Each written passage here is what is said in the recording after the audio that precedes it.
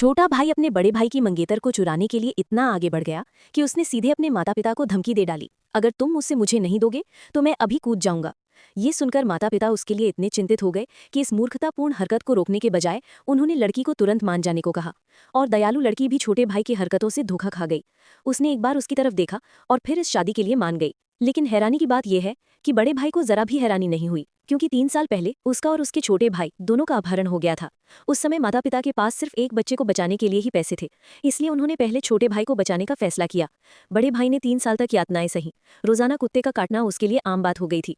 3 साल बाद जब माता पिता ने आखिरकार उसे बचाने के लिए पर्याप्त पैसे इकट्ठे कर लिए तो उसने सोचा कि वो खुद आएंगे, लेकिन उसकी बजाय सिर्फ उसकी बड़ी बहन ही आई।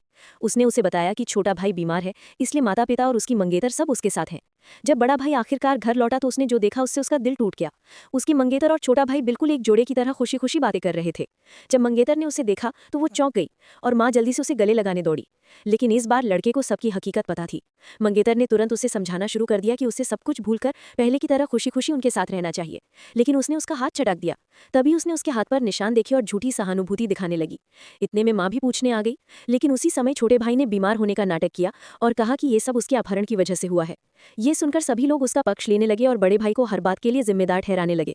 ये सब देखकर लड़के का दिल टूट गया और उसने परिवार को छोड़ने का फैसला कर लिया। उसे याद आया कि एक बार एक पियानो वादक ने उसे विदेश जाकर पियानो सीखने का मौका दिया था, इसलिए इस बार बिना किसी हिचकिचाहट के वो जाने के लिए तैयार हो गया।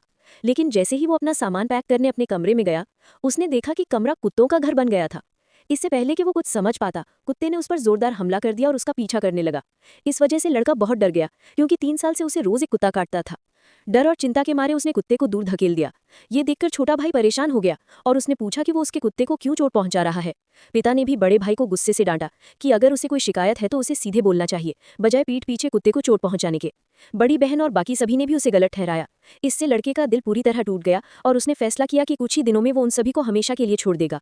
ऐसी ही और इंटरेस्टिंग वीडियो देखने के लिए लाइक और सब्सक्राइब करें।